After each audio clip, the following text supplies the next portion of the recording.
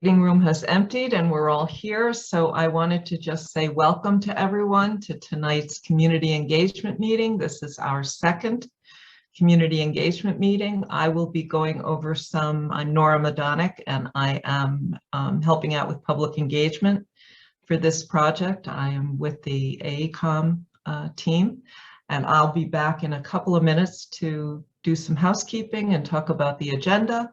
But first of all, let's hear from BJ Jones, who is Battery Park City Authority President and Chief Executive Officer. BJ. Thank you, Nora, and welcome everyone. I want to thank you for joining us at our second public engagement meeting for the Northwest Battery Park City Resiliency Project. As many of you know, we held our first public engagement meeting on the project back in August, which provided an overview of the project study areas, as well as an overview of the progressive design build process and what that entailed. As part of our ongoing community engagement, we've also conducted 3 walking workshops, or walkshops as we called them, with the community on October 28th, November 4th, and 13th. These sessions proved quite popular and I think valuable for all of us involved, and were attended by a number of you that are here tonight. And we were pleased that our State Senator Brian Cavanaugh was able to take part and attend all of the sessions back on November 13th. So thank you everyone for participating. During these workshops, we sought to solicit feedback from the community on how you currently use Battery Park City spaces, and highlighted the challenges and opportunities related to the Northwest Resiliency Project. But the goal of tonight's meeting is to afford the community members an additional opportunity to provide us and our consultant AECOM with feedback related to the project areas.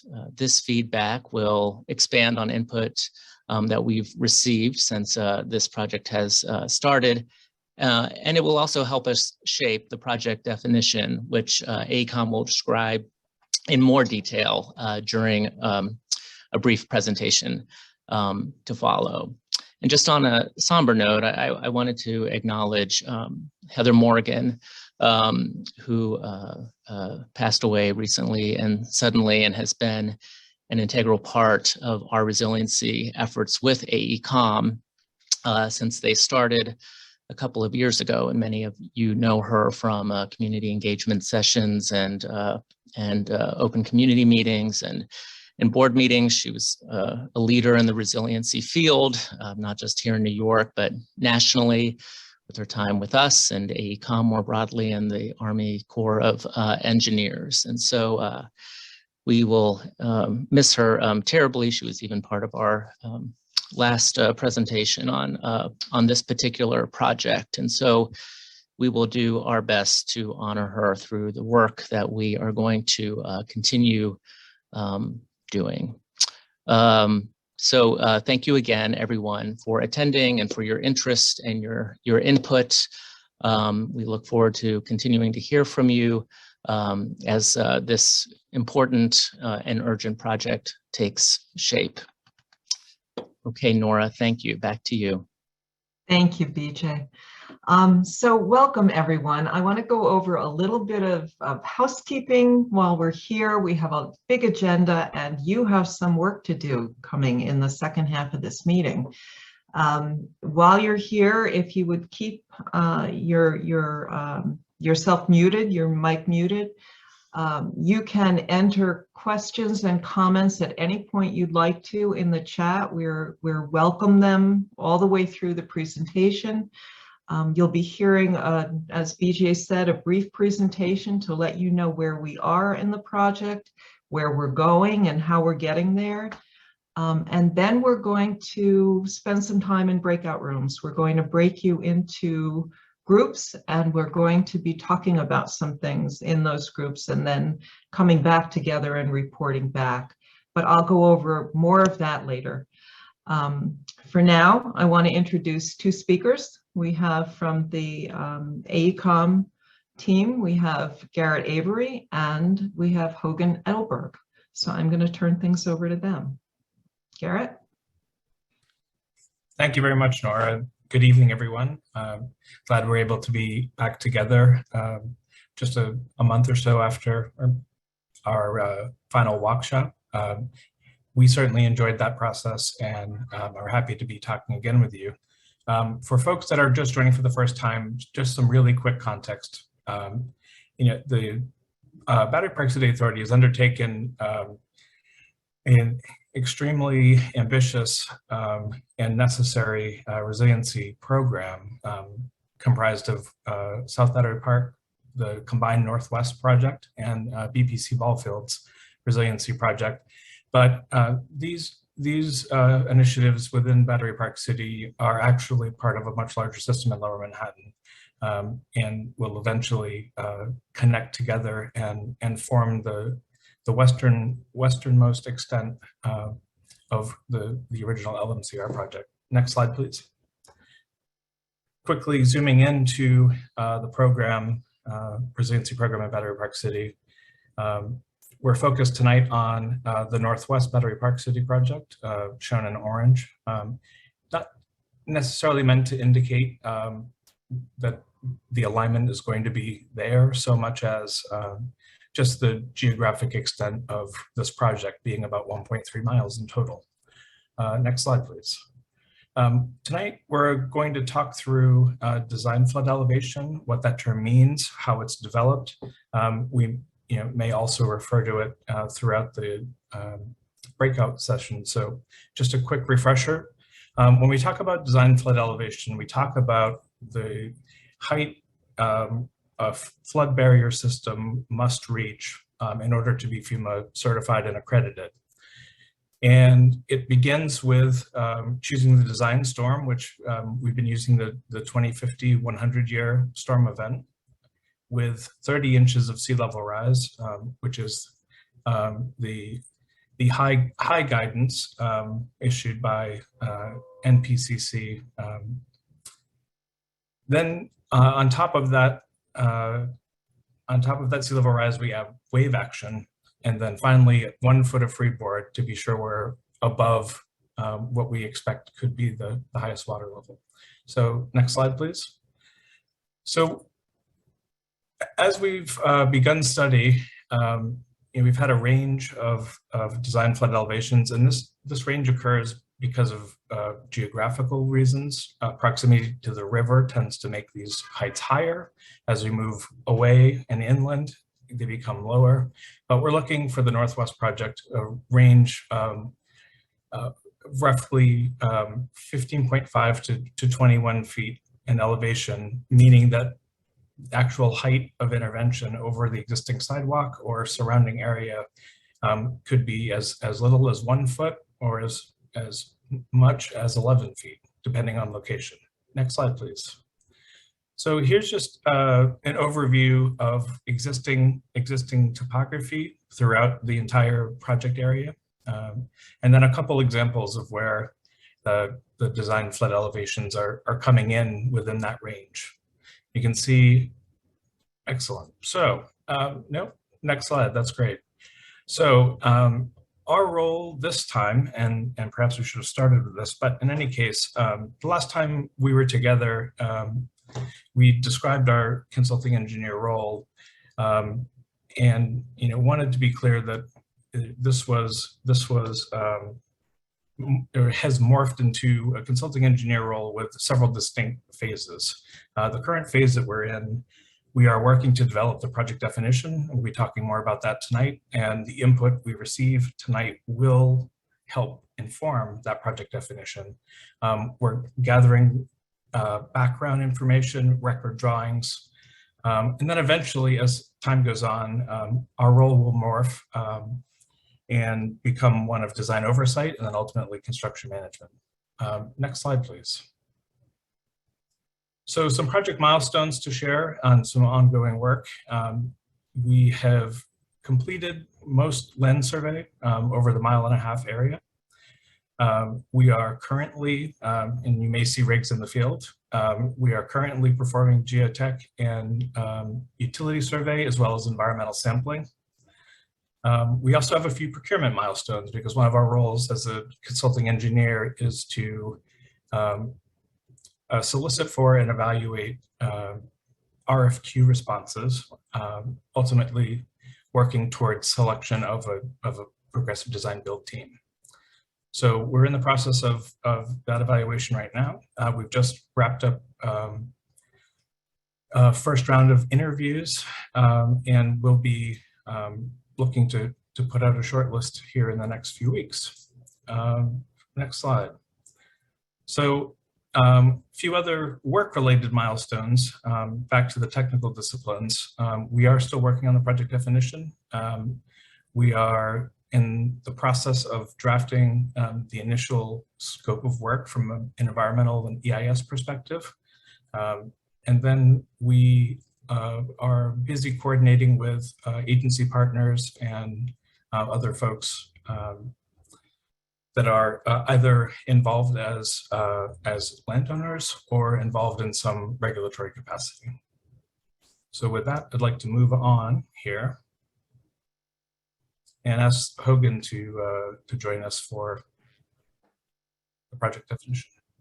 Great, thank you, Garrett, and welcome everybody. Happy to join the meeting tonight, and happy to see so many folks on the line. And we just have a couple of slides here before we're all very excited to get into the breakout rooms and really hear from you tonight. But before we do that, I just wanted to take a minute and talk a little bit about what a project definition is.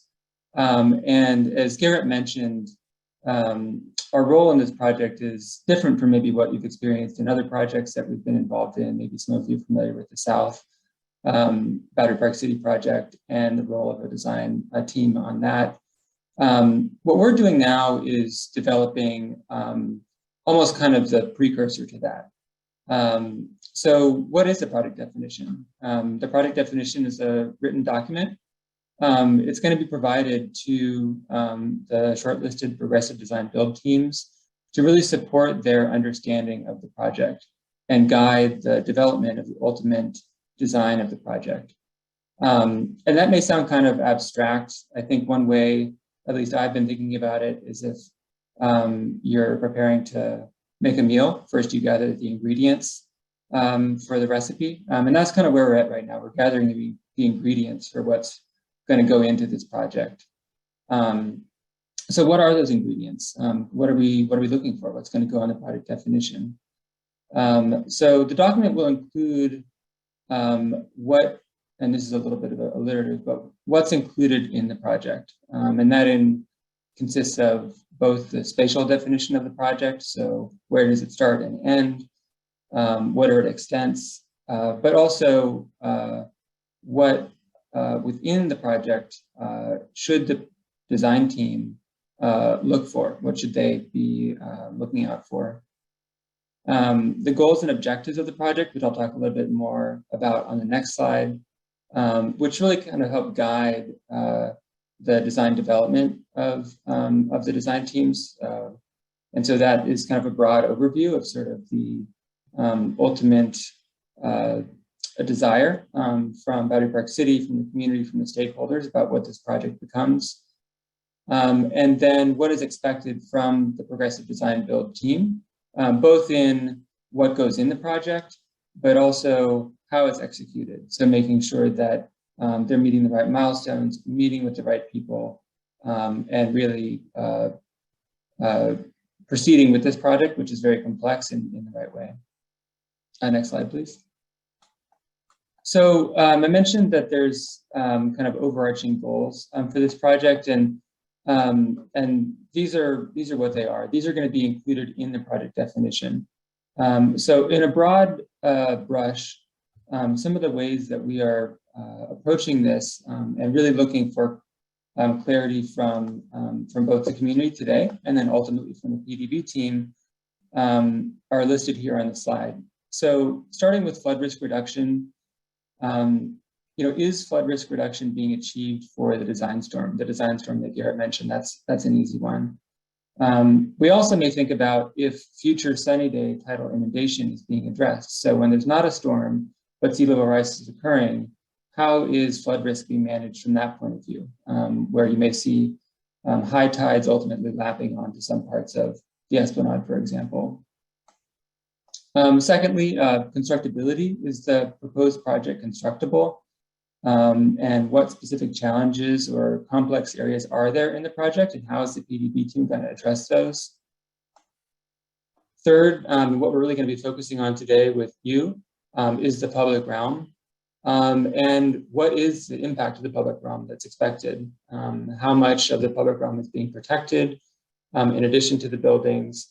And what opportunities are there to add amenities potentially to Battery Park City open spaces? And so we want to hear from you about your opinions on that. Operations and maintenance is a really big part of this and has an impact on the spatial configuration of the ultimate project. So what are the maintenance and operation requirements for the ultimate solution? And how can we accommodate this in the public realm and minimize disruption to the surrounding areas and the buildings? And then last, but certainly not least, is the schedule, which impacts everything. We'll be asking questions about what permitting requirements are needed, and how can construction be streamlined and made as efficient as possible to really minimize that impact. So with that, I'll hand it back to Nora to kick us off for the activities today. Thank you, Hogan. So before we get to tonight's big event, we want to just go over some of the community engagement work that we've done up till now, and it's so refreshing to see so many people involved. We certainly had a great turnout at all three of the workshops. We had a terrific turnout at community meeting number 1, and now we're at community meeting number 2. So the effort to collect input continues. It's a continual process, and it will continue through the rest of the development of this project. So let's go forward. So tonight in our work, we're going to contribute to that project definition that Hogan was explaining. And the 3 areas we're going to be looking at are how you currently use the open spaces in Battery Park City. We're going to talk about existing challenges and issues that we might be able to address as part of this project, some things that we might be able to improve or enhance. We'll take a look at, we'll be listening to you about other amenities that you'd like to see added to the open spaces in Battery Park City. So these are some of the things that we're going to be talking about when we go into the breakout rooms, which is now. So here's how this is going to work. In a couple of minutes, you're going to see a little pop-up on your screen that will say join a breakout room. All you have to do is click it, and it will automatically whisk you away into a breakout room. There will be project team members waiting for you in the breakout room. And while you're there, they're going to facilitate work in 3 activities. Now, we're going to put people in 3 different breakout rooms. The purpose of that is to give everybody a chance to speak, but all 3 breakout rooms will cover the same material. Activity 1 will be about current uses. Activity 2 will be about shared priorities. And activity 3 will be about talking about new opportunities that we can think about as we're thinking about this project. Once we get done with the work in the breakout rooms, we'll spend about 45 minutes in there together. We will come back together and we will share what we have heard. So I'm going to signal my team to start dividing people up. Have fun, have a productive session, and I look forward to seeing you in about 45 minutes. Welcome back, everybody. I hope everyone had as productive a time as we did in our group. I don't know who is, do we have reporters from the other 2 groups? I know I'm reporting. I was volunteered by the nature of everyone else stepping backwards. You were volunteered. All right. Playground trick. You know what? I need to organize my notes a little bit because I was listening and talking and writing at the same time. So Michael, if you would share out from your group, that would be terrific. Happy to do so. So we had a great conversation in our breakout room, and some of the key takeaways for activity one, for example, of current uses, it really ran the gamut, and from family-friendly activities to a recognition that the green spaces in all of our lives in this area over the past year or so in particular have increased in value and importance as so much has occurred. It's been a real boon to mental well-being as well, to be able to get outside during a difficult year. As far as activity 2 is concerned, when we talked about shared priorities, much of what exists right now continues to be a shared priority for the folks in our breakout room. The views, keeping the pathways wide enough and passable, a simple preservation of the look and feel of the current alignment and the types of materials that are used, that was prioritized as well. And then as far as opportunities, there was a call to remove the ferry terminal. There was a call to keep the ferry terminal. So, you know, a good debate there. And also an opportunity, the viewpoint was shared to increase green space whenever possible. That's whenever there's an opportunity to increase that was one person's priority as well that was shared. So a lot of good comments, and our sticky notes were vibrant and full. Joseph, who came out of your group? I think we'll have Hogan sharing our results tonight. Okay, Hogan, could we hear from you?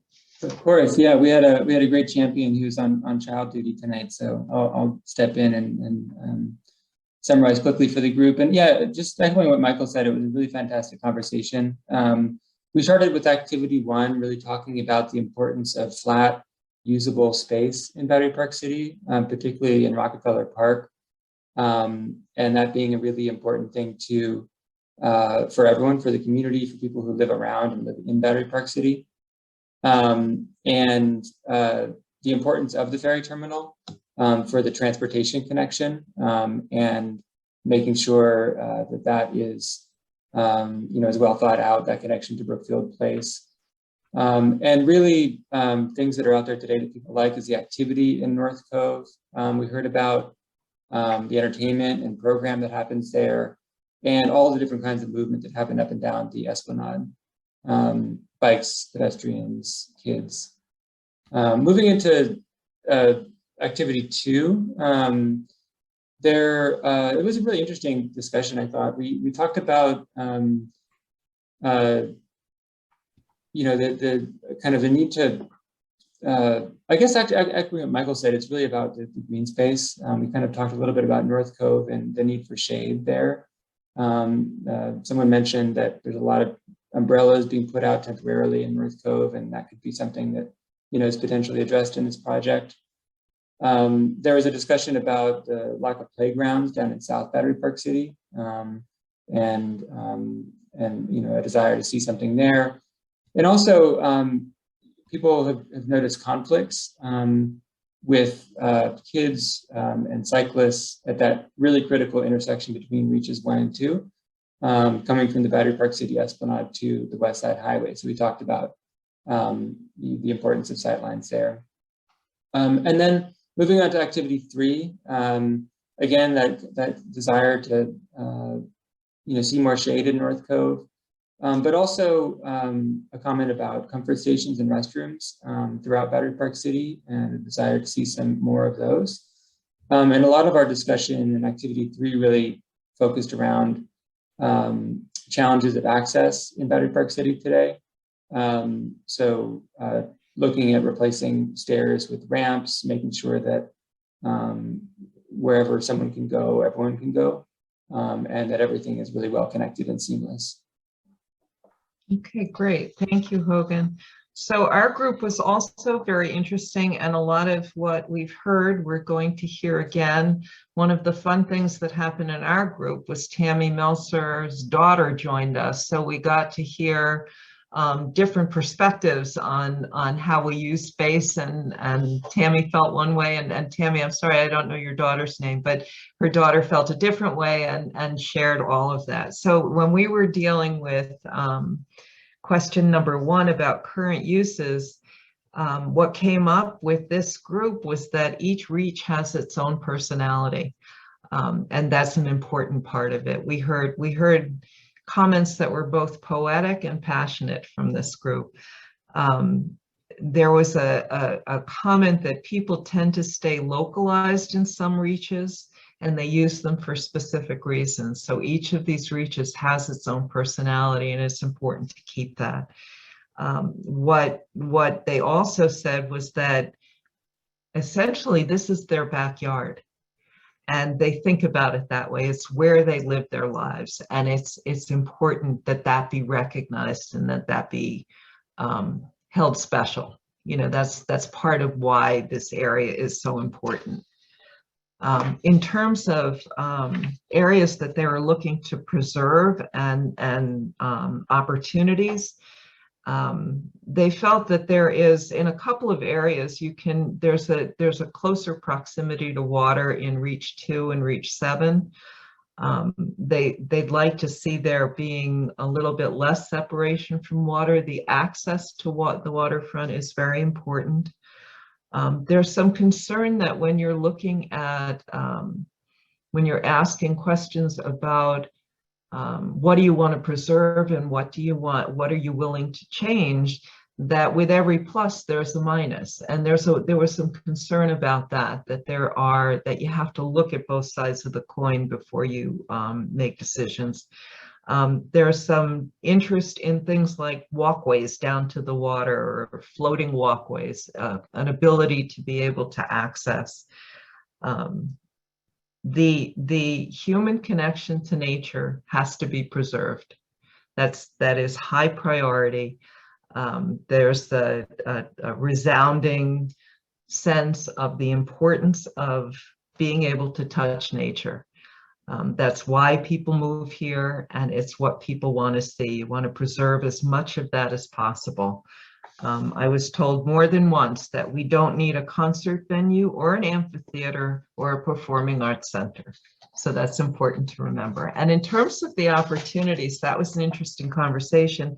The ferry service, which I have heard before, what we heard is that there's real concern about the proximity of the ferry to residential, particularly as it is releasing diesel fumes. And there is interest in separating it from residential. There's also real interest in seeing it electrified. So perhaps that's an opportunity. Public transportation access is somewhat difficult, and perhaps more so if you become disabled, or if you have a disability, or perhaps you're aging. That might be an opportunity to take a look at.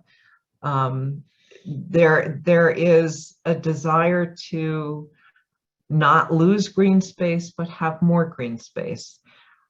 So they feel that there's a need for more, but there does need to be some hardscape. We do need some hardscape. There are some activities that are done in that way. The other thing that they felt was very important was recognizing the importance of art at Battery Park City, and that the art that is at Battery Park is not only art to look at, there is some of that, but also it's art to interact with. So there's art that you sit on, and there's art that you touch, and perhaps even some of the changes that perhaps might be recommended around flooding could have an art function, or an art characteristic to them. So that's what we heard from our group. So I want to thank everybody for participating in that. I think we got a lot of information coming out of the 3 groups. All of that information is going to be looked at carefully by the project team. And we're going to figure out a way to share this out so that you can, if you want to, you can listen in on what some of the other folks had to say. So the next steps as we move forward, as we move to the end of tonight's meeting, there are site investigations going on now. I think Hogan talked about those a little bit earlier. Geotechnical and environmental site investigation should be done by about mid-January, so you'll be seeing folks doing some of that work. In terms of procurement, a request for proposals from a short list of early capabilities proposals is expected to be issued in January 2022. That's a little hard to say. But one of the things we're doing there, just so that you know, because I heard the use of the acronym letters, PDB, and that is the Progressive Design Build team that will be coming on board at some time during 2022. So we'll be looking at the request for proposals going out. In terms of the environmental review, we'll begin the draft scoping document, and we'll then be looking at another community engagement meeting to come back to you. But the content that we heard tonight is going to be used to start building that project definition. And I think, as Garrett explained, the project definition is not like an entry in Webster's, it is a document. And so there's a lot of information that has to be collected to go into that. In the meantime, we do want to hear from you. We're glad that we heard from you tonight. We're glad that so many of you participated. We think this is terrific. But if you come up with something during the week after, this meeting, if there's more that you'd like to share, please do so. Claudia.Filomena@bpca.ny.gov. Would be happy to receive your comments. So please share. The more people who are involved, the better the outcome. So are there any closing comments that people would like to make? Anyone from Battery Park? Yeah, Brian Cushman? Yeah, I was just curious, has anyone even looked into the feasibility of actually going further, let's say west, so you don't compromise the park space and the walking, adding some additional barrier that's like beyond the current wall? So Brian, we have looked at that, and unfortunately, that is one move we are not able to make because of the regulatory pier headline that was established in 1941 by Congress. So the existing wall is already at that limit. What does that mean? I apologize, don't understand that. Yeah, so the pier headline is the maximum length or extension into the river that any structure can go, and every pier up the west side extends to that line or limit. But in Battery Park City, the seawall is actually that limit on the west side. Mm-hmm. It's a good thought, though. And that's unchangeable. There's no way, it's not an act of Congress to change that, or I'm just curious. It would be. Okay, and so that's possible. I mean, anything's possible, is it not? I think in the likelihood of that working out on our project's timeline is. Well, you're talking about a huge amount of money, so why would we rush it? It's a huge amount of money. It's a big deal. Obviously, a big project affecting tens of thousands of people. I'm just curious. When you say it's too difficult, I'm just trying to understand because when you say the timeline, because this has to get done now, this moment, when you say we have a short timeline, what do you mean by that? In essence, it's about the speed of acting, and for every day or every storm season that a resiliency project is not implemented means the community remains vulnerable. So we're pressed for time just in that respect. Brian, thank you for your comment. I'm going to move on. There's somebody else who, I think Alice, you had? Yeah, I did. There's probably not the time, 3 minutes before we're closing up, it looks like, but I just was curious if now that the Army Corps HAT study is back in action, what, if any, involvement you have with Army Corps on their plans for the area just north of here and, well, the whole harbor. I don't know if we have an answers for that. That study and the Army Corps generally are on our list for agency partners and coordination. So it will certainly become a part. All right. We have. Excuse me, this is Gwen Dawson from Hi, Gwen. Battery Park City Authority. I just wanted to make sure that we were being responsive to the prior question. I think that it's certainly a legitimate question in terms of going into the water, and I think that it warrants a thoughtful response, and we'll provide that in terms of really kind of laying out what we would be looking at in terms of process timelines, which is not, to my understanding, it's not a matter of a couple of years, it might be decades that would be involved. So I just wanted to make sure that it was clear that it is a legitimate question, and I think that it would certainly warrants a thoughtful response that that we can perhaps put in written form. Thank you. This is Brittany as well. Just on that is I did on the resiliency walk understand that you can't go further west, but I also did understand it was an interesting idea that we did talk about was that you could go north of Rockefeller. So you could provide some further protection and get more pier or land or space by going a little further north and extending that way. No, it's very interesting that this whole community of participants in these engagement meetings is starting to have a shared language and to talk about what's happening there and in a way that is very productive. So it's rewarding. So we are at the end of our time tonight. I want to thank everyone for participating, and we will see you in a couple of months.